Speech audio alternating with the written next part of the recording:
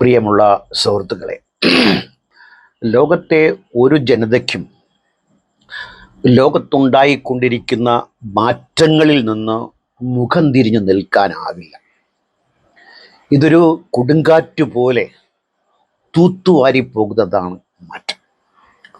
ഉരുക്കുമുഷ്ടിയുള്ള communist രാജ്യങ്ങൾ, ഇസ്ലാമിക രാജ്യങ്ങൾ, അവിടെയൊക്കെ പൊതുവെ ജനങ്ങൾ ഈ മാറ്റത്തെ ഉൾക്കൊണ്ട് തങ്ങളുടെ ജീവിതത്തിൽ അതൊക്കെ മാറ്റിവെക്കേണ്ടതൊക്കെ അറ്റത്ത് മാറ്റിവെച്ചുകൊണ്ട് തന്നെ സുഖമായി ജീവിക്കുമ്പോൾ ഭരണകൂടം മതത്തെ ഉപയോഗിച്ചു അല്ലെങ്കിൽ പ്രത്യയശാസ്ത്രത്തെ ഉപയോഗിച്ച് പിടിമുറുക്കാനായിട്ട് അങ്ങേയറ്റം ശ്രമിക്കും. പക്ഷേ സൗദി അറേബ്യയിൽ നിന്ന് വരുന്ന വാർത്തകൾ അത്തരത്തിലുള്ളതല്ല. ഞാൻ കുറേ വർഷങ്ങൾക്ക് മുമ്പ് വായിച്ചപ്പോൾ സൗദി അറേബ്യയിൽ ഏകദേശം 19% നിരീശ്വരവാദികൾ ഉണ്ട് എന്നാണ് റിപ്പോർട്ട്. അതെന്തുമായിക്കോട്ടെ, ഇപ്പോൾ അടിമുടി വ്യത്യാസങ്ങൾ വന്നുകൊണ്ടിരിക്കുകയാണ് അവിടെ. അവസാനമായി മദ്യഷോപ്പുകൾക്ക് ലൈസൻസ് നൽകിയിരിക്കുന്നു. അണ്ടർ എ കണ്ടീഷൻ, വിദേശത്തുനിന്ന് വരുന്ന ഡിപ്ലോമാറ്റുകളാണ് ആദ്യത്തെ ഉപഭോക്താക്കൾ. പിന്നീടത് പടിപ്പടിയായി നാട്ടുകാർക്ക് വിതരണം ചെയ്യുമായിരിക്കും.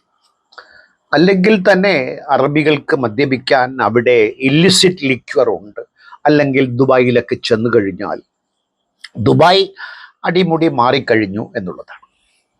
അപ്പം ഞാൻ പറയുന്നത്, ഈ മാറ്റത്തിന് ചുക്കാൻ പിടിക്കുന്ന മുഹമ്മദ് ബിൻ സൽമാൻ, അദ്ദേഹത്തെക്കുറിച്ച് ഞാൻ ഒരുപാട് പ്രാവശ്യം നിങ്ങളോട് പറഞ്ഞിട്ടുണ്ട്. 2 ദിവസങ്ങൾക്ക് മുമ്പ് എക്സ് മുസ്ലിമായ ഹാരിബ് സുൽത്താൻ്റെ ഒരു വീഡിയോ ഞാൻ കണ്ടു. അതിൽ ഹാരിസ് സുൽത്താൻ ഉന്നയിക്കുന്ന ഒരു വാദം, ഈ MBS മുഹമ്മദ് ബിൻ സൽമാൻ ഒരു യുക്തിവാദിയാണ്, നിരീശ്വരവാദിയാണ്. അദ്ദേഹം അതിന് ഒരുപാട് തെളിവുകൾ നിരത്തുന്നുണ്ട്. വെറുതെ അങ്ങനെ പറഞ്ഞു പോവുകയല്ല. ഇപ്പൊ യുക്തിവാദത്തിൽ ആര് വന്നാലും വന്നില്ലെങ്കിലും പോയാലും നിന്നാലും അതൊന്നും ഒരു പ്രശ്നമല്ല, ഒരു മതമല്ലല്ലോ, ഒരു ചിന്താ പദ്ധതിയാണല്ലോ. പക്ഷേ ഒരു ഭരണാധികാരി ആ നാട്ടിൽ നിലനിന്ന മതത്തിനെതിരെ കർക്കശമായ നിയമങ്ങൾ നടപ്പിലാക്കുമ്പോൾ, അതിൻ്റെ മതത്തിൻ്റെ നിയമങ്ങളെയൊക്കെ കാറ്റിൽ പറത്തുമ്പോൾ അയാൾക്ക് എങ്ങനെ ഇത് സാധിക്കുന്നു എന്ന് ചോദിച്ചാൽ അയാളുടെ വിശ്വാസം ചഞ്ചലപ്പെട്ടു എന്ന് സാമാന്യേന നമുക്ക് കരുതാൻ സാധിക്കും. ഹാരിസ് സുൽത്താൻ ഇതിന് ഒരു തെളിവ് കൂടി ഹാജരാക്കുന്നുണ്ട്. അറബിയിലെ ഒരു മുൻഷി, ഒരു ഇസ്ലാമിക അപ്പോളജിസ്റ്റ്, ഒരു TV ചർച്ചയിൽ തുറന്നു പറയുന്ന കാര്യം, ഒരു 5 വർഷങ്ങൾക്ക് മുമ്പ് ഒരു CIA ഏജന്റ് സൗദിയിലേക്ക് വന്ന ആ ഏജന്റ് ഇപ്പോൾ ഒരു കോൺഗ്രസ്മാനാണ്, അമേരിക്കയിലെ ഒരു കോൺഗ്രസ്മാനാണ്. അദ്ദേഹത്തോട് MBS പറഞ്ഞതായി ഈ മുല്ല പരിതപിക്കുന്ന കാര്യങ്ങൾ, ഒന്ന് വളരെ പ്രധാനപ്പെട്ട കാര്യമാണ്. തീവ്രവാദത്തിൻ്റെ മുഖ്യ ഹേതു എന്ന് പറയുന്നത് ഇസ്ലാം മതമാണ്. തീവ്രവാദികളൊക്കെ അതിൻ്റെ ലക്ഷണമാണ്. രോഗം കിടക്കുന്നത് ഇസ്ലാമിലാണെന്നാണ് നമ്മളൊക്കെ എത്രയോ കാലം കൊണ്ട് പറയുന്ന ഒരു വർത്തമാനം സൗദിയിലെ ഭരണാധികാരി പറയുകയാണ്. നോക്കൂ, എത്രത്തോളം മാറ്റമാണ്, അപ്രതീക്ഷിതമായ മാറ്റമല്ലേ ഉണ്ടായിക്കൊണ്ടിരിക്കുന്നത്. അപ്പം ഒരു ജിഹാദി ഉടലെടുക്കാനുള്ള നിദാനമായി വേണ്ട ആദ്യത്തെ പടി ഖുർആൻ വായിക്കുക എന്നുള്ളതാണ്. നമ്മുടെ മുജാഹിദ്, ജമാഅത്ത് തുടങ്ങിയ പ്രബുദ്ധികളൊക്കെ ഇവിടെ ചെയ്ത്, നിങ്ങൾ കിതാബിലേക്ക് തിരിച്ചു വരൂ എന്ന്. ഈ കിതാബ് ഉണ്ടാക്കിയ അറബി നാട്ടിലെ ഭരണാധികാരി പറയുന്നു, ഈ കിതാബാണ് ജിഹാദികളെ ഉണ്ടാക്കുന്നത്. കേരളത്തെ മുസ്ലിങ്ങൾ ജിഹാദികളല്ല, കിതാബിനെ വകവയ്ക്കുന്നവരല്ല. അവരുടെ ജീവിതം മറ്റൊരു വഴിക്ക് പോകും. ലോകമാസകലം ഇങ്ങനെയാണ് സംഭവിച്ചു കൊണ്ടിരിക്കുന്നത്. സൽമാൻ പറയുന്ന മറ്റൊരു കാര്യം, അമേരിക്കയുമായി സഹകരിച്ചാൽ മാത്രമേ ഇസ്ലാമിനെ പരിഷ്കരിക്കാൻ പറ്റൂ എന്നാണ്. അത് ലോകവ്യാപകമായി ഉണ്ടായി വരുന്ന ക്രമത്തിൽ തങ്ങൾ മാറി നിൽക്കുന്നില്ല എന്ന് കണക്ക് കൂട്ടിയാൽ മതി തൽക്കാലം. അമേരിക്കയുമായി സഹകരിച്ച് വേണം ഇസ്ലാമിനെ പരിഷ്കരിക്കാൻ. അദ്ദേഹം വെസ്റ്റിൻ്റെ സപ്പോർട്ട് തൻ്റെ ഈ റിഫോമിന്, ഇസ്ലാം നവീകരിക്കപ്പെടേണ്ടതാണ്. വിശ്വാസം അവനവൻ്റെ മനസ്സിലുണ്ടെങ്കിൽ ആർക്കും ഒരു ദോഷമല്ല. ഇപ്പം എൻ്റെ അപ്പുറത്തും ഇപ്പുറത്തും പള്ളിയുണ്ട്. അവിടെ നിസ്കരിക്കാൻ പോകുന്ന കുറേ പാവങ്ങളെ എനിക്കറിയാം. അവരൊന്നും ഹിന്ദുക്കളെ കണ്ടാലോ ക്രിസ്ത്യാനികളെ കണ്ടാലോ ദേഷ്യം കൊള്ളുന്നവരോ വിരോധമുള്ളവരോ ഒന്നുമല്ല. അവരൊക്കെ എങ്ങനെയാണോ ഹിന്ദുക്കൾ, എങ്ങനെയാണോ ക്രിസ്ത്യാനികൾ, എല്ലാ വിഭാഗത്തിലും കുറച്ചു തീവ്രവാദികൾ ഉണ്ടാകും. അതുപോലെ ഇസ്ലാമിക വിഭാഗത്തിലും തീവ്രവാദമുണ്ട്. ചിലപ്പം റേഷ്യോ അല്പം അങ്ങോട്ടും ഇങ്ങോട്ടും പ്രാദേശിക അനുസ്ഥാനത്തിൽ മാറിയിരിക്കാം, അല്ലെങ്കിൽ ജിയോ പൊളിറ്റിക് കൊണ്ട് മാറിയിരിക്കാമെന്നത് വെച്ചാൽ, അപ്പൊ വെസ്റ്റിന്റെ സപ്പോർട്ട് ഇസ്ലാമിനെ നവീകരിക്കാൻ വേണമെന്നാണ് ഈ MBS ഈ CIA സ്പൈയോട് പറഞ്ഞതായി ഈ മുല്ല ഓരയിടുന്നത്. മുല്ല കരച്ചിൽ നിർത്തുന്നില്ല. തുടർന്ന് അദ്ദേഹം പറയുന്നു, ഇതിലേക്ക് വേണ്ടി മുഹമ്മദ് ബിൻ സൽമാൻ തൻ്റെ ജീവിതം ഡെഡിക്കേറ്റ് ചെയ്തിരിക്കുന്നു. ചുരുക്കി പറഞ്ഞാൽ, ഇസ്ലാം ആപത്തെന്ന് കാണുമ്പോൾ ആപത്ത് അടുത്തെങ്ങും വിട്ടുപോകാൻ സാധ്യതയില്ല എന്നൊരു പരിതാപകരമായ കരച്ചിലാണ് മുല്ലയ്ക്ക് പറയാറുള്ളത്. പിന്നെ ഒരു ആരോപണം അയാൾ ഉന്നയിക്കുന്നുണ്ട്. ഈ മുഹമ്മദ് ബിൻ സൽമാൻ അധികാര ഭ്രമത്തെയുള്ള ആളാണ്. അത് സ്വാഭാവികമായി ഉണ്ടാകാം. രാജാവാകുമ്പോൾ തൻ്റെ രാജഭരണത്തെ ഉറപ്പിക്കാനായിട്ട്, ഇപ്പം നമ്മൾ ഇന്ത്യയിൽ കാണുന്നതല്ലേ, വോട്ടിട്ട് രാഷ്ട്രീയ പാർട്ടികളെ ജയിപ്പിച്ചാൽ ആ കസേരകൾക്ക് വേണ്ടി നമ്മളിപ്പോൾ നിതീഷ് കുമാറിനെ കണ്ടില്ലേ? രാവിലെ ഏത് പാർട്ടി, വൈകുന്നേരം ഏത് പാർട്ടി, നാളെ രാവിലെ ഏത് പാർട്ടി ആയിരിക്കുമെന്ന് അങ്ങേർക്ക് പോലും അറിയാത്ത ഒരു ഘട്ടമാണെങ്കിൽ, ഇപ്പം അധികാര ബ്രഹ്മത്തത എന്നുള്ളത് പൊതുവിൽ അധികാരവുമായി ഒട്ടി നിൽക്കുന്നവർക്കുള്ള ഒരു തീരാ വ്യാധിയാണെങ്കിൽ അത് MBSനുണ്ടെന്നാണ് ഈ മുല്ല പറയുന്നത്. അതിനെ തീരെ തള്ളിക്കളയേണ്ട കാര്യമില്ല. അങ്ങനെ ആകാം. നമ്മൾ മുഹമ്മദ് ബിൻ സൽമാനെ 100% എടുക്കുകയല്ല. അദ്ദേഹം ജനോപകാരപ്രദമായ രീതിയിൽ ഒരു ജനസഞ്ചയത്തെ ആധുനികതയിലേക്ക് കൈപിടിച്ചുയർത്താൻ വേണ്ടി ശ്രമിക്കുമ്പോൾ ആ ശ്രമത്തെ, മറ്റു പോരായ്മകളെ നമ്മൾ വിമർശിച്ചുകൊണ്ട് തന്നെ സ്വാഗതം ചെയ്യുമെന്നുള്ളതാണ് അതിൻ്റെ കാര്യം. ഇസ്ലാമിനെ ഇതിനു മുമ്പ് പരിഷ്കരിക്കാൻ ആർക്കും സാധിച്ചിട്ടില്ല എന്നാണ് ഈ കിളവൻ ദാടിക്കാരൻ, അതൊക്കെ ബോഡി ഷെയ്മിങ് കണ്ട് കണക്കാകട്ടെ, ഞാനൊരു കിളവനാണ്, ഒരു ഗുമ്മിന് വേണ്ടി പറയുന്നേ ഉള്ളൂ, കിളവനാണ്. അപ്പം ഇദ്ദേഹം പറയുന്നത് മറ്റാർക്കും സാധിച്ചില്ല. മറ്റാർക്കും സാധിച്ചില്ലെങ്കിൽ, എടോ മുല്ലോ, തനിക്ക് മലയാളം അറിയില്ല, അറബിയിൽ അറിയാമെങ്കിൽ ഞാൻ പറഞ്ഞു തന്നെയാണ്, തൻ്റെ ചുറ്റും കണ്ണോടിച്ചു നോക്കൂ. മനുഷ്യ ജീവിതം മാറി മറിയുകയാണ്. അതിനെ ഏതെങ്കിലും തൊഴുത്തിൽ കെട്ടി കാവൽ നിൽക്കാൻ പറ്റില്ല. നിങ്ങളുടെയൊക്കെ ജീവിതം പട്ടികടിക്കും. കാരണം അങ്ങനെയാണ് കാര്യങ്ങളുടെ കിടപ്പ്. മനുഷ്യന് മുമ്പോട്ട് പോകാൻ ഇരിക്കാനൊക്കത്തില്ല. ഇസ്ലാമിനെ മാറ്റൽ അൺറിയലിസ്റ്റിക് ആണ്. അത് ശരിയാണ് കേട്ടോ. ഇസ്ലാം എന്ന ആ ഗ്രന്ഥത്തെ, ആ പ്രത്യയശാസ്ത്രത്തെ, ആ മതത്തെ മാറ്റുക എന്നുള്ളത് അസാധ്യമായ കാര്യമാണെങ്കിൽ അത് മാറ്റപ്പെടുന്നു എന്നുള്ളതാണ് ഇവിടുത്തെ വിഷയം. അതായത് ഹറാമായ മദ്യം സൗദിയിൽ തലസ്ഥാനത്ത് ജിദ്ദയിൽ സുലഭമായി കിട്ടാനായിട്ട് ഷോപ്പുകൾ തുറക്കുന്നു. പറയുന്നത് ഡിപ്ലോമാറ്റുകൾ വരികയാണെങ്കിൽ മതി. നിയോം പ്രോജക്റ്റുമായി ബന്ധപ്പെട്ടൊക്കെയാണ് ഈ മാറ്റങ്ങൾ. നേരത്തെ പ്രവചിക്കപ്പെട്ട ഒരു കാര്യമായിരുന്നു ഇത്. അപ്പം ഇസ്ലാമിനെ മാറ്റാൻ സാധിക്കില്ല എന്നൊക്കെ പറഞ്ഞാൽ, മാറ്റം എന്ന വാക്കല്ലാതെ ബാക്കി ഞാൻ പൂരിപ്പിക്കുന്നില്ല, നിങ്ങൾക്ക് അറിയാവുന്ന കാര്യമാണ്. ഇസ്ലാമിനെ മാറ്റുന്നത് നടക്കുന്ന കാര്യമല്ലാണ് അദ്ദേഹം പറയുന്നത്.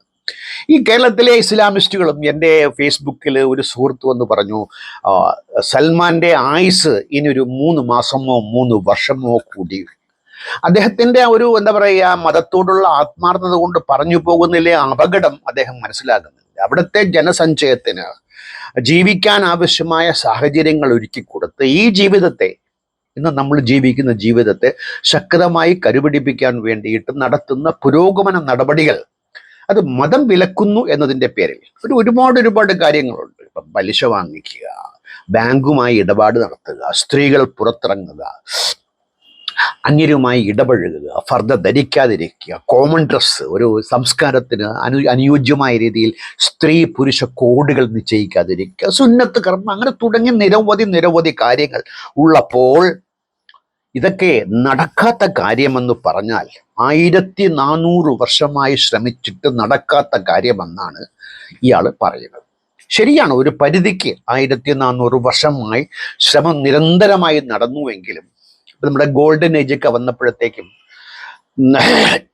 ഇറാഖിലൊക്കെ ചില മാറ്റങ്ങളൊക്കെ വന്നുവെങ്കിലും അത് പല നേതാക്കളും പല വീര്യന്മാരും പല പണ്ഡിതന്മാരും ഒക്കെ ഇടപെട്ട് അതൊക്കെ കടപുഴകിയെറിഞ്ഞ സംഭവങ്ങളൊക്കെ ഉണ്ട്. അപ്പം അനുസ്യൂതം ഇസ്ലാമിൻ്റെ പ്രവാഹം മുമ്പോട്ട് തന്നെ ആയിരുന്നുവെങ്കിൽ ഇപ്പോൾ ശക്തമായ തടയണം, ഇതുവരെ ഒഴുകിയതിൽ നിന്നും വ്യത്യസ്തമായി അവിടെ നിൽക്കൂ കുട്ട എന്ന് പറഞ്ഞിട്ടാണ് MBS. അപ്പം 1400 വർഷമായി നടക്കാത്ത കാര്യം നടന്നുകൂടുന്നില്ല.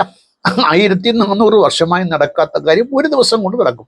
അപ്പൊ 1400 റദ്ദ് ചെയ്യപ്പെടുമെന്നുള്ള കാര്യം മുല്ലക്കറിയില്ല. മുല്ല പിന്നെ പാവം, അദ്ദേഹത്തിന്റെ ജീവിതം, അദ്ദേഹത്തിന്റെ ആശയം, അദ്ദേഹത്തിന്റെ സങ്കല്പം, ഇതൊക്കെ അതിന് വിരുദ്ധമായ കാര്യങ്ങൾ വരുമ്പോൾ മനുഷ്യ സ്വാഭാവികമായി തന്നെ അതിനെതിരെ തിരിയും, വർത്തമാനം പറയും. അങ്ങനെ പറഞ്ഞതായി കണക്കാക്കാം.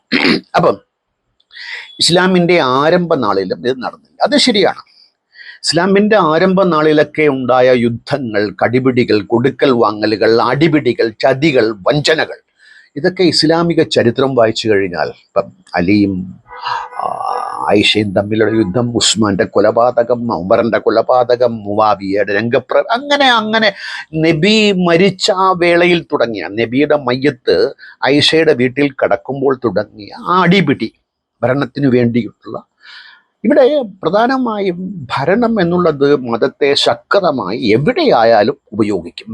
പ്രത്യക്ഷ ദൈവതം, രാജാക്കന്മാർ ദൈവത്തിൻ്റെ പ്രത്യക്ഷ രൂപമാണ്. അങ്ങനെയാണ്, അതാണ് നബിയും അവസാനം രാജാവായിരുന്നു, ആ പേര് സ്വീകരിച്ചില്ല എങ്കിൽ തന്നെ. അപ്പം ഇതിന് ഹാരിസ് സുൽത്താൻ പറയുന്ന കാര്യം 2017 ഒരു പ്യൂ റിസർച്ച് വന്നിട്ടുണ്ട്. 2017 ഏകദേശം 7 വർഷത്തിന് മുമ്പുള്ളതാണ്. യൂറോപ്പില് 40,000 പേർ 2017 കാലഘട്ടത്തിൽ ഇസ്ലാമിൽ ചേർന്നു. കൊള്ളാമല്ലേ? വരട്ടെ. 2 ലക്ഷം ആളുകൾ മതം വിട്ടു. ഇന്ന് അതിൻ്റെ ആ കൊഴിഞ്ഞുപോക്കിൻ്റെ തോത് ഭയാനകമായ രീതിയിൽ വർദ്ധിച്ചിരിക്കുകയാണ് അവർക്ക്.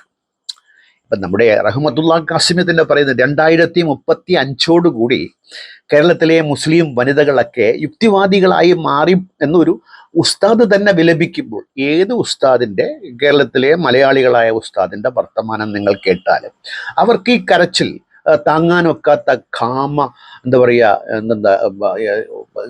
നിരാശ, അത് അവര് അലറി വിളിച്ച് തീർക്കുന്നത് നമുക്ക് കാണാൻ സാധിക്കും. മറിയം നവാസി ഒരു കാര്യം പറയുന്നുണ്ട്. അതായത് പ്രിന്റ് മീഡിയ ക്രിസ്ത്യാനിറ്റിക്ക് വരുത്തിവെച്ച വിനയേക്കാളും ടെക്നോളജി, സോഷ്യൽ മീഡിയ ഇസ്ലാമിനെ അങ്ങേയറ്റം വകവരുത്തിയിട്ടുണ്ടെന്നാണ് അവർ പറയുന്നത്. സോറി. ഇപ്പം പഴയ നിയമവും പുതിയ നിയമവും പ്രിന്റ് ചെയ്ത് വന്ന് ആളുകൾ വായിക്കാൻ തുടങ്ങിയപ്പോൾ അതിലെ അപഹാസ്യത ആളുകൾക്ക് മനസ്സിലായി. അതുകൊണ്ടാണ് പള്ളികളൊക്കെ ഇപ്പം ബാറായും നൃത്തശാലകളൊക്കെ ആയി യൂറോപ്പിലൊക്കെ മാറിക്കൊണ്ടിരിക്കുന്നത്. പക്ഷേ മുസ്ലിങ്ങൾക്ക് വായന അറിയില്ല. മാത്രമല്ല, ഒട്ടോമൻ സാമ്രാജ്യം പ്രിന്റിംഗ് വന്നിട്ടും അതിനെ ഉപയോഗിക്കാൻ തയ്യാറായില്ല. കാരണം ഇത് ഗോഡ് ലാംഗ്വേജ്, അള്ളാഹുവിൻ്റെ ഭാഷയാണ് അറബി, അത് പ്രിന്റ് ചെയ്യാൻ പറ്റില്ല എന്ന് പറഞ്ഞുകൊണ്ട് എന്തിന് തർജ്ജിമ തന്നെ, അറബി പ്രിന്റ് ചെയ്യപ്പെട്ടിട്ട് പോലും മലയാളത്തിൽ തർജ്ജിമ പറ്റുന്ന എത്ര കാലം കഴിഞ്ഞിട്ടാണ്. അപ്പം പ്രിന്റ് മീഡിയ 2 കാരണം കൊണ്ട്, ഒന്ന് പ്രിന്റ് ചെയ്യാനുള്ള മനസ്സില്ലാത്തത് കൊണ്ട്, 2 വായനയും എഴുത്തും ഇവർക്ക് അപ്രാപ്യമായിരുന്നു എന്നുള്ളതാണ്. അല്ലെങ്കിൽ ഇന്ന് കാണുന്ന ഈ മാറ്റം നേരത്തെ ഉണ്ടായിപ്പോയേനെ. പക്ഷേ ഈ ടെക്നോളജിയോട് ഇവർക്ക് വല്ലാത്ത സ്നേഹമാണ്. പ്രത്യേകിച്ച് ഈ പെട്രോൾ ഡോളറിൻ്റെ വരവോടുകൂടി വെസ്റ്റേണൈസേഷൻ ഉണ്ടായപ്പോൾ എല്ലാ ഇപ്പം നമുക്കിപ്പം ആധുനികമായ ഗാഡ്ജറ്റ്സ് വാങ്ങിക്കണമെങ്കിൽ ദുബായിൽ പോയാൽ മതിയല്ലോ. സുലഭമായി വില കുറച്ചുള്ള ആ മാർക്കറ്റ്, ലോകത്ത് എവിടെയും പോയി കഴിഞ്ഞാൽ നമുക്ക് മുസ്ലിം രാജ്യങ്ങളിൽ ഇത് കാണാൻ സാധിക്കുമെങ്കിൽ, അപ്പം ടെക്നോളജി ഇതിൻ്റെ കടക്കൽ കത്തിവെച്ചിരിക്കുക. നമ്മുടെ കേരളത്തിൽ തന്നെ ഈ ക്ലബ് ഹൗസ്, അത് ഇസ്ലാമിസ്റ്റുകൾക്ക് വരുത്തിവെച്ചവന. ഇത് ആദ്യമായി രംഗപ്രവേശനം ചെയ്തപ്പോൾ ആവേശപൂർവ്വം വന്നത് ഇസ്ലാമിസ്റ്റുകളാണ്. പിന്നെ പടിപ്പടിയായി രക്ഷയില്ല എന്ന് കണ്ടപ്പം പതുക്കെ പതുക്കെ അവർ പിന്മാറിപ്പോകുന്ന അവസ്ഥയാണ് നമ്മൾ കണ്ടത്. ടെക്നോളജി അവരെ നന്നായി ദ്രോഹിക്കുന്നു എന്ന് പറയാതിരിക്കാനാവില്ല. പിന്നെ അതിനു മുമ്പ് എങ്ങനെയാണ് മുസ്ലിങ്ങൾ മതത്തെ മനസ്സിലാക്കിയിരിക്കുന്നത്? അങ്ങായി ഉസ്താദന്മാർ പങ്കുവെച്ചു കൊടുക്കുന്ന വെള്ളപൂശിയ കുഴിമാടങ്ങളാണ് ഇവിടെ മനസ്സിലുള്ള മുഹമ്മദും ഖുർആനും മതവും. യഥാർത്ഥ ചരിത്രം അറിയില്ല. അതറിഞ്ഞപ്പോഴുള്ള കുഴപ്പമാണ് ഇപ്പം സംഭവിക്കുന്നത്. ഇപ്പം സക്കാത്ത് കൊടുക്കുന്ന, യുദ്ധത്തിൽ തടവുകാരെ വെറുതെ വിട്ടയക്കുന്ന, സ്ത്രീകളെ അങ്ങേറ്റം ബഹുമാനിക്കുന്ന, അങ്ങനെ ഒരു മൂട് സ്നേഹകാരുണ്യത്തിൻ്റെ കടലായ മുത്ത് എന്നൊക്കെ പറഞ്ഞിട്ട്. പക്ഷെ അവൻ എഴുതിയ ചരിത്രം എടുത്ത് വായിക്കുമ്പോൾ ഇതൊക്കെ അവാസ്തവമെന്ന് വളരെ വ്യക്തമായി മനസ്സിലാകും. അപ്പം അതുകൊണ്ട് യാസിർ ഖാദി എന്നൊരു അപ്പോളജിസ്റ്റ് ഉണ്ട്. അദ്ദേഹം US പള്ളിയിലെ ഇമാമാണ്. അദ്ദേഹത്തിൻ്റെ വെള്ളിയാഴ്ച കുത്തുബയൊക്കെ ഞാൻ കേൾക്കാറുണ്ട്. കുറേ മോഡറേറ്റായി സംസാരിക്കുന്ന ഒരാളാണ്. അദ്ദേഹമാണ് വിവാദമായ ഒരു പ്രസ്താവന നടത്തിയത്. ഖുർആനിൽ പല ഖുർആൻ ഉണ്ട് എന്നും, തഫ്സീറുകളുടെ വ്യത്യാസം മാത്രമല്ല അർത്ഥവ്യത്യാസങ്ങളുള്ള കുറേ ഖുർആൻ ഉണ്ടെന്നും, അതൊന്നും നമുക്ക് പുറത്തു പറയാൻ പറ്റില്ല എന്നും ഒരു വർത്തമാനത്തിൽ അദ്ദേഹം പറഞ്ഞു, ലീക്കൗട്ടായി. അദ്ദേഹം ഈ അടുത്ത് പറഞ്ഞത് പല കാര്യങ്ങളും ഉലമാക്കൾക്ക് ശക്തമായി തുറന്നു പറയാനാവില്ല. അത് ഇപ്പോഴത്തെ കാര്യമാണെങ്കിൽ പണ്ട് ഇവർ കറക്റ്റായിട്ട് നല്ല ബ്രിട്ടീഷ് പെയിൻ്റ് അടിച്ച് വെളുപ്പിച്ച് തേച്ച് മിനുക്കി കൊണ്ടുവച്ച് കൊടുത്തതാണ് ആളുകൾ പുഴുങ്ങി തിന്നോണ്ടിരുന്നത്. ഇപ്പം ദഹനക്കേട് ആയി എന്നുള്ള കാര്യം മറ്റൊന്നാണ്. അപ്പം ഞാൻ ഈ പറഞ്ഞു വരുന്നത് സമൂലമായ മാറ്റത്തിൻ്റെ ധ്വനി എത്ര ഉച്ചത്തിലാണ് നബി ജനിച്ച സ്ഥലത്ത്, ഖുർആൻ ഇറങ്ങിയ സ്ഥലത്ത്, അതായത് തനത് മാതൃഭാഷയിൽ വായിച്ചാൽ മറ്റൊരു ഗ്രന്ഥത്തിൻ്റെയും ആവശ്യമില്ലാതെ, മറ്റൊരു ഡിക്ഷണറിയുടെയും ആവശ്യമില്ലാതെ മനസ്സിലാക്കുന്ന ഖുർആനിലെ വായത്തുകൾ അപ്പടിക്ക് മനസ്സിലാക്കാൻ സാധിക്കുന്ന അറേബ്യയിലാണ് ഇതൊക്കെ സംഭവിച്ചു കൊണ്ടിരിക്കുന്നു എന്നത്. അതും ഭരണാധികാരി നേരിട്ട് തന്നെ. അദ്ദേഹം വഹാബികളുടെ സുന്നത്തൊക്കെ 90% കളവെന്ന് ഈ ഇടയ്ക്ക് പറഞ്ഞു. ഞാനത് വീഡിയോ ചെയ്തിട്ടുണ്ട്, നിങ്ങൾക്ക് വേണമെങ്കിൽ കാണാം. അതുകൊണ്ട് 2007-2008 എക്സ് മുസ്ലിം മൂവ്മെൻറ്റ് ഉണ്ടായത്. 15 വർഷം കൊണ്ട് സമൂലമായ മാറ്റമാണ് ഈ രംഗത്തുണ്ടായത്. നിങ്ങൾ നോക്കൂ, കേരളത്തിൽ പോലും വനിതകൾ ഉൾപ്പെടെ, പെൺകുട്ടികൾ ഉൾപ്പെടെ ഒരുപാട് പേർ. പണ്ട് സിംഹവാലൻ കുരങ്ങന്മാരുടെ കൂട്ടമെന്ന് രാഹുൽ ഈശ്വർ പറഞ്ഞത് ഇന്ന് 10,000-ഉം 15,000-ഉം ആളുകൾ പങ്കെടുക്കത്തക്ക രീതിയിൽ വൻ കൂട്ടമായി മാറിയെങ്കിൽ സോഷ്യൽ മീഡിയയിൽ എന്തെല്ലാം ചെറുപ്പക്കാർ ഏതെല്ലാം നല്ല രീതിയിൽ വർത്തമാനം പറയുന്നു എന്നുള്ള കാര്യം, അത് മാറ്റത്തിൻ്റെ എന്താ പറയുക മുഴക്കം അത് തടസ്സപ്പെടുത്താൻ ആർക്കും ആവില്ല. അത് കാലഘട്ടത്തിൻ്റെ ഒരു ആവശ്യമായി മാറിയിരിക്കുന്നു എന്ന കാര്യം. ഇദ്ദേഹം പറയുന്നത്, ഹാരിസ് സുൽത്താൻ, മുഹമ്മദ് ബിൻ സൽമാന് ലോകത്ത് എക്സ് മുസ്ലിംസ് ഉണ്ട് എന്നറിയാമെന്നാണ്. ഒരു സൗദി അറേബ്യയിലെ ഒരു ഭരണാധികാരിക്ക് ലോകമെമ്പാടും എക്സ് മുസ്ലിം എന്നൊരു വിഭാഗം ഉണ്ട് എന്ന് വ്യക്തമായി അറിയാമെന്നാണ് അദ്ദേഹം പറയുന്നത്. മുസ്ലിങ്ങൾ പറഞ്ഞുകൊണ്ടിരിക്കുന്നത് നമ്മളിവിടെ സിമി കണ്ടതല്ലേ, എങ്ങനെ ഇന്ത്യയുടെ മോചനം ഇസ്ലാമിലൂടെ. അവസാനം എന്തായി? അതൊക്കെ എന്തായി ചോദിച്ചാൽ നല്ലതല്ല ആയത്, അത് വേറെ കാര്യം.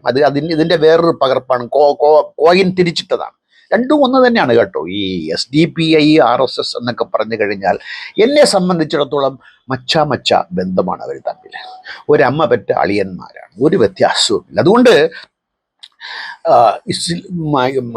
ഇന്ത്യയുടെ മോചനം ഇസ്ലാമിലൂടെ, ഇസ്ലാം ലോകത്തെ കീഴടക്കും എന്ന് പറഞ്ഞ ആളുകളുടെ ഇന്നത്തെ തലതൊട്ടപ്പൻ വാഴുന്ന രാജ്യത്ത് ഹറാമാക്കപ്പെട്ട മദ്യം ലൈസൻസോടുകൂടി വിൽക്കാൻ, അല്ലെങ്കിൽ തന്നെ അവിടെ മദ്യം യഥേഷ്ടം ലഭ്യമാണ്.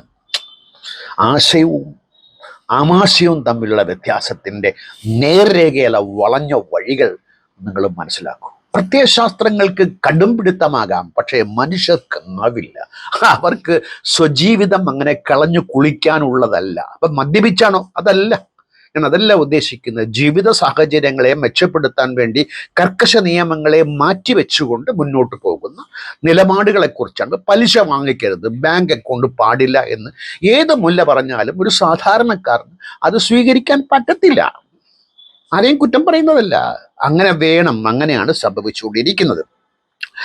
സിനിമ, ചിത്രം വരയ്ക്കാൻ പാടില്ല. മുഹമ്മദ് നബിയുടെ ചിത്രമില്ലല്ലോ, ഞാൻ കണ്ടിട്ടില്ല. ഞാൻ കണ്ടിട്ടുണ്ട്, അത് ഏതൊക്കെയോ ഒരു ചിത്രങ്ങളൊക്കെ കണ്ടിട്ടുണ്ട് എന്നല്ലാതെ നമ്മളിപ്പം രാമൻ, കൃഷ്ണൻ, പിന്നെ അയോധ്യ, മണ്ണാങ്കട്ട, ചുക്ക്, ചുണ്ണാമ്പ് ഇതിൻ്റെയൊക്കെ ചിത്രമുള്ളപ്പോൾ, യേശുക്രിസ്തു ഒക്കെ ചിത്രമുള്ളപ്പോൾ, ബുദ്ധൻ, നബിയുടെ ചിത്രമില്ലല്ലോ. ചിത്രം വരയ്ക്കാൻ പാടില്ല. ചിത്രം വരച്ചാൽ എന്ത് പറ്റും അറിയില്ല കേട്ടോ. അതൊക്കെ ചെറുപ്പക്കാർ ആലോചിക്കും. വരയ്ക്കാൻ കഴിവുള്ള ആളുകൾ കൂട്ടത്തിലുണ്ടെങ്കിൽ ഞാൻ വരച്ചാൽ എന്താണ് കുഴപ്പമെന്ന് വരയാൻ ആലോചിക്കും. വര എന്ന് പറഞ്ഞാൽ നിസ്സാരമല്ല, അത് എല്ലാത്തിനും കഴിവാണ്. ഇപ്പൊ പാട്ട്, എഴുത്ത്, വായന, വര എന്നൊക്കെ പറഞ്ഞാൽ എല്ലാവർക്കും സാധിക്കുന്ന കാര്യമല്ല. അങ്ങനെയുള്ള ആളുകളോട് നമുക്ക് സ്നേഹവും ബഹുമാനവും ഒക്കെ തോന്നും കേട്ടോ, ആ ഒരു കഴിവിനോട്, വ്യക്തിയോടല്ല. അപ്പൊ അങ്ങനെ നോക്കുമ്പോഴത്തേക്കും സിനിമ 2000 സിനിമാശാലകളിലേക്ക് എത്താൻ പോവുകയാണ്. സൗദി അറേബ്യയിലെ എല്ലാ പട്ടണങ്ങളിലും മുക്കിനും മൂലയ്ക്കും സിനിമാ കൊട്ടൊക്കെ തുറക്കാൻ പോകും. ഇപ്പൊ തന്നെ നിലവിലുണ്ട്. മാത്രമല്ല മ്യൂസിക് കൺസേർട്സ് എന്തൊക്കെയാണ്, വളരെ വ്യാപകമായ രീതിയിൽ ലോകവ്യാപകമായി ആദരിക്കപ്പെട്ട, അംഗീകരിക്കപ്പെട്ട എന്താ പറയുക, ഗായകരെ വിളിച്ചു കൊണ്ടുവന്നു, ഡാൻസും പാട്ടും ഉൾപ്പെടെ അർദ്ധനഗ്നരായ ഗായികമാർ, Justin Bieber, Canadian singer Rihanna, Nicki Minaj, ഇവരൊക്കെ ക്ഷണിക്കപ്പെട്ട് വേദികൾ പങ്കിട്ട് ബഹുമാന പുരസ്സരം മടങ്ങിപ്പോയവരാണെങ്കിൽ നോക്കൂ മാറ്റത്തിൻ്റെ എന്താ പറയുക, കാഹളത്തിൻ്റെ മുഴക്കം. അപ്പം മദ്യം ഒരു ഭാഗത്ത് മാത്രമല്ല, മദ്യത്തിൻ്റെ ഹറാമാക്കിയ മദ്യത്തിൻ്റെ പ്രത്യേകത മനസ്സിലാക്കണമെങ്കിൽ ഖുർആനിൽ 1, 2, 3, 4, 5, 6 സ്ഥലത്ത് ഞാൻ എഴുതിയെടുത്തത് അങ്ങനെയാണ് കേട്ടോ. 2:219, 5:90-91, 4:43, 56-17, 19, 47-15 ഇത്രയും അധ്യായത്തിൽ സൂറകളായി തന്നെ ഇത് അവതരിപ്പിച്ചിട്ടുണ്ട്. ആദ്യം അവതരിപ്പിച്ചത് മദ്യത്തിൽ നിങ്ങൾക്ക് ഗുണവും ദോഷവും ഉണ്ടെങ്കിൽ ദോഷമാണ് കൂടുതലെന്നും. ഇപ്പം പറയപ്പെട്ടൊരു കഥ, എൻ്റെ ഓർമ്മയിലുള്ള കഥ ഞാൻ പറയുകയാണ്. അലി മദ്യപിച്ചു കൊണ്ടുവന്ന് തെറ്റായി സൂറ ഓതിയപ്പോൾ, അപ്പോഴാണ് ഈ മദ്യപിച്ചിട്ട് നിസ്കാരിക്കാൻ വരാൻ പാടില്ല, മറ്റുള്ള സമയത്താകാം എന്നുള്ള രീതിയിൽ കൂടി അങ്ങനെ പടിപ്പടിയായിട്ടാണ് ഇത് മാറ്റിയത്. ഇപ്പം പടിപ്പടിയായി തിരിച്ചു വരുന്നു. എങ്ങനെ മാറ്റിയോ ആ മാറ്റം പടിപ്പടിയായി തന്നെ തിരിച്ചു വന്നുകൊണ്ടിരിക്കുന്നു. ഇപ്പം ഒരു ഭരണാധികാരിയുടെ മുമ്പിൽ ഇന്നത്തെ അവസ്ഥയിൽ 2 തരം വ്യവസ്ഥകളാണ് നിലനിൽക്കുന്നത്. ഒരു മോഡേൺ പ്രോഗ്രസീവ് രാജ്യം, അല്ലെങ്കിൽ ഒരു തിയോക്രാറ്റിക് മതരാജ്യം. മതരാജ്യമാകുമ്പോൾ ആ രാജ്യത്തെ ജനങ്ങൾ ഒരുപാട് കഷ്ടനഷ്ടങ്ങൾ അനുഭവിക്കേണ്ടി വരും. ആർക്കോ വേണ്ടി ത്യാഗങ്ങൾ ഒരുപാട് സഹിക്കേണ്ടി വരും. ഇല്ലാത്ത എന്താ പറയുക, മറ്റേ ഈ പരലോകത്തിന് വേണ്ടിയിട്ട് MBS തിരഞ്ഞെടുത്തത് പ്രോഗ്രസീവ് മോഡേൺ സിസ്റ്റമാണ്. സാധാരണഗതിയിൽ ഇസ്ലാമിക ലോകം ചർച്ച ചെയ്തുകൊണ്ടിരുന്നത് 6-ാം വയസ്സിൽ കിട്ടണോ 9-ാം വയസ്സിൽ കിട്ടണോ, സ്കൂളിൽ പോണോ മദ്രസയിൽ പോണോ, കല്ലെറിയണോ ചാട്ടവാറടിച്ച് കൊല്ലണോ, അഡൾട്ടറിക്ക്. പിന്നെ ഇന്ന് കേരളത്തിലാണെങ്കിൽ ഹദീസ് ശരിയോ, ഏത് ഹദീസാണ് ശരി, മുജാഹിദാണോ ശരി, മറ്റേ ഇത് സുന്നിയാണോ ശരി, അല്ലെങ്കിൽ ജമാഅത്താണോ ശരി, എൻ്റെ ഇസ്ലാമാണ് ഇത്തരം വാദഗതികളായിരുന്നെങ്കിൽ, ഇത്തരം വാദഗതികളൊക്കെ ഭരണകർത്താക്കളുടെ മുമ്പിൽ വരുമ്പോൾ വെറും ബാലിശങ്ങളാണ്. ഇപ്പം നിസ്കരിക്കുമ്പോൾ കൈ കെട്ടുന്നത് ഇങ്ങനെ കെട്ടണോ, ഇങ്ങനെ കെട്ടണോ, എങ്ങനെ കെട്ടിയാലും വേണ്ടില്ല, കെട്ടുകൾ അഴിക്കുക എന്നുള്ളതാണ് ജനം ആവശ്യപ്പെടുന്നതെങ്കിൽ. അപ്പം 2018 സ്ത്രീകൾക്ക് ഡ്രൈവിംഗ് അവകാശം കൊടുത്തു. നിനക്ക് മരിക്കേണ്ട പെണ്ണെ എന്നല്ലേ നമ്മുടെ ഫേസ്ബുക്കിലെ ഇക്കമാര് ചോദിക്കുന്നത്. നമ്മുടെ ഒരു ഉസ്താദ് ചോദിച്ചത് ഓർമ്മയുണ്ടല്ലോ, ആരാടാ ഇവളെ ഈ സ്റ്റേജിൽ വിളിച്ചു കയറ്റിയത്? ഇത് പറഞ്ഞവന്റെ മുത്ത് ജനിച്ച സ്ഥലത്താണ്. അവൾ വണ്ടി ഓടിച്ചു പോട്ടടേ, ചുമ്മാ ഇരുടേ എന്ന് പറഞ്ഞുകൊണ്ട് ഇതിന് ഏറ്റവും കൂടുതൽ ദുഃഖകരമായൊരു വസ്തുത ഈ ആരാടാ ഇവിടെ വിളിച്ചു കയറ്റി എന്ന് പറഞ്ഞ വഹാബികളാണ് മുഹമ്മദ് ബിൻ സൽമാനെ വകവരുത്താനായിട്ട് ഗൂഢനീക്കങ്ങൾ നടത്തിക്കൊണ്ടിരിക്കുന്നത്. അദ്ദേഹത്തിന്റെ ജീവിതത്തെ ഒഴിഞ്ഞു വെച്ചുവെങ്കിൽ തന്നെയും അദ്ദേഹത്തെ ഏതെങ്കിലും രീതി, അതാണ് ഞാൻ നേരത്തെ പറഞ്ഞത്, എൻ്റെ ഒരു സുഹൃത്ത് കൂടിയാൽ ഒരു 3 വർഷം അയാളുടെ വാപ്പ മരിക്കട്ടെ, എല്ലാം ഞങ്ങൾ ശരിയാക്കി തരാം, ഇപ്പൊ ശരിയാവും എന്ന് പറയുന്ന രീതിയിലേക്ക് ഇവന്മാർ ഗൂഢതന്ത്രം നടത്തുമ്പോൾ ഭരണകർത്താക്കൾ മോശമൊന്നുമല്ല കേട്ടോ. ഇപ്പം നമുക്ക് മോദിക്കെതിരെ ഒരുപാട് പ്രശ്നങ്ങളുണ്ടെങ്കിലും അദ്ദേഹം എന്തിന് നെതന്യാഹുവിനെതിരെ, ബൈഡനെതിരെ ലോക നേതാക്കളെയൊന്നും തേടാൻ ഒക്കത്തില്ല. കാര്യം അത്തരത്തിൽ സെക്യൂരിറ്റി എന്ന് പറയുന്നത് മോഡേണൈസ്ഡ് ആയി കഴിഞ്ഞു. പണ്ട് നമ്മൾ ജവഹർലാൽ ഗാന്ധിജിയെ, കെന്നഡിയെ ഒക്കെ വെടിവെച്ച് കൊന്നതുപോലെ ഇന്ദിരാ, അതൊക്കെ ഇനിയിപ്പം വളരെ പ്രയാസമുള്ള കാര്യമായി മാറിയത്. പറ്റില്ലെന്ന് ഞാൻ പറയുന്നില്ല, വളരെ പ്രയാസമുള്ള കാര്യമായെങ്കിൽ ഒരു ആറ്റോക്രാറ്റ്, ഒരു ഏകാധിപത്യ രാജ്യത്ത് തൻ്റെ സുരക്ഷയ്ക്ക് വേണ്ടി ഏതറ്റം വരെ പോകാൻ, എൻ്റെ ജീവിതം എനിക്ക് വലുതാണല്ലോ, അദ്ദേഹം തയ്യാറാവും. അതുകൊണ്ട് യുവന്മാരുടെ ഉണ്ടാക്കിയൊന്നും എളുപ്പത്തിൽ വിറ്റുപോകും എന്ന് തോന്നുന്നില്ല. അദ്ദേഹം മാത്രമല്ല, ദയാപൂർണമായി ജനാധിപത്യത്തെ വൽക്കരിച്ചുകൊണ്ട് ജനാധിപത്യത്തെ പുൽകി ഇവന്മാരെ നേരിടുന്ന ആളല്ല. ഇവന്മാരെ എങ്ങനെ നേരിടാം എന്ന് അദ്ദേഹത്തിന് അറിയാം. ഉരുക്കുമുഷ്ടി കൊണ്ട് തന്നെ അടിച്ചമർത്തേണ്ടതിൻ്റെ 90% ഹദീസുകളും ശരിയല്ല എന്ന് പറഞ്ഞിട്ട് ഒരു ചെറു വിരൽ അനക്കാൻ പറ്റാത്ത എന്തുകൊണ്ടാണ്? കേരളത്തിൽ പറഞ്ഞിരുന്നുള്ള അവസ്ഥ നിങ്ങൾ ആലോചിച്ച് നോക്കൂ. സാധാരണക്കാർക്ക് ഇതൊന്നും വിഷയമല്ല. ഹദീസ് ഏത്, ഖുർആൻ ഏതൊന്നും സാധാരണ വിശ്വാസിക്ക് ഇതൊന്നും അറിയില്ല. അരി, പുളി, സോപ്പ്, എണ്ണ, ഡീസൽ, പെട്രോള്, മണ്ണെണ്ണ, കാറ്, ബൈക്ക്, പലിശ, ബാങ്ക് ലോൺ, ഇതൊക്കെയാണ് സാധാരണക്കാരുടെ പ്രശ്നം. ഇവന്മാരുടെ പ്രശ്നം അതല്ലല്ലോ. ഇവന്മാരുടെ പ്രശ്നം ഇങ്ങനെ മാറി നിൽക്കുമ്പോൾ സൽമാനെ തൊടാൻ ഉരുക്കുമുഷ്ടി ഉപയോഗിച്ച് തന്നെ അദ്ദേഹം നേരിടും. കരുണ എന്നുള്ളത് അദ്ദേഹത്തിന്റെ 7 അയലത്തു കൂടി തൻ്റെ സുരക്ഷയെ കണക്കാക്കി അയാൾ എടുക്കില്ല. കാര്യം ഇവരെ കൈകാര്യം ചെയ്യേണ്ട രീതി അദ്ദേഹത്തിന് അറിയാം. ശരിയോ എന്ന് ചോദിച്ചാൽ എനിക്കറിയില്ല കേട്ടോ, എന്നത് പറയാൻ ആളല്ല. കാര്യം അദ്ദേഹത്തിന്റെ ജീവനാണ്. ഞാൻ തെറ്റു പറഞ്ഞു, ജനാധിപത്യ വിരുദ്ധമായി പറഞ്ഞു വെച്ചാൽ ഞാൻ പറഞ്ഞല്ലല്ലോ കാര്യങ്ങൾ നടക്കുന്നത്. എന്നെ ചോദിച്ചാൽ ഇവരെയൊക്കെ തുറുങ്കിലടച്ച് സർക്കാർ ചെലവിൽ, ഞാൻ ഇപ്പോൾ എപ്പോഴും ഈ തീവ്രവാദികളായ, അതായത് മനുഷ്യദ്രോഹികളായ, സാമൂഹ്യദ്രോഹികളായ ആളുകളെ നമ്മുടെ ടാക്സ് മണി ഉപയോഗിച്ച് തന്നെ ജനത്തിൽ നിന്നും മാറ്റി പാർപ്പിച്ച് അവർക്ക് ആവശ്യമായ ഭക്ഷണം, ആഹാരം, പിന്നെ എന്താ പറയുക, വസ്ത്രമൊക്കെ നൽകി സുഖത്തിൽ ജീവിക്കാനുള്ള, മിനിമം സുഖത്തിൽ ജീവിക്കാനുള്ള അവസരം ഒരുക്കി കൊടുക്കണം. ഇത്തരം കേസുകൾ വരുമ്പോൾ അവരെ കഠിനമായി ശിക്ഷിക്കുക, തൂക്കിക്കൊൽ, അതൊന്നും ഞാൻ അംഗീകരിക്കുന്ന കാര്യമല്ല. അതുകൊണ്ട് വഹാബികളെ നിർത്തേണ്ട സ്ഥലത്ത് നിർത്താൻ അദ്ദേഹത്തിൻ്റെ സ്വന്തം ജീവനല്ലേ, അധികാരമുള്ള ഒരു മനുഷ്യൻ, അതും അറ്റോക്രാറ്റ്, കരുണ, ജനാധിപത്യം, ഇതൊക്കെ പിന്നെ ഇസ്ലാമിന് അന്യമല്ലേ. ഇപ്പം നബിയെ കളിയാക്കിയ വാപ്പയെ നബിയുടെ സമ്മതത്തോടുകൂടി തലവെട്ടുന്ന ഒരു സംസ്കാരമാണല്ലോ ഉണ്ടായിരുന്നത്. എന്നിട്ട് ആ തല വാളിൽ കോർത്തെടുക്കുന്ന മഹനീയമായ മാതൃകയാണെങ്കിൽ അതൊക്കെ ഇയാൾ അത് പിന്തുടരുന്നു, ബാക്കിയുള്ളതൊക്കെ മാറ്റി എന്ന് വരുമ്പോൾ ഇപ്പൊ 40 വയസ്സായുള്ളൂ കേട്ടോ. ഇനിയും ഈ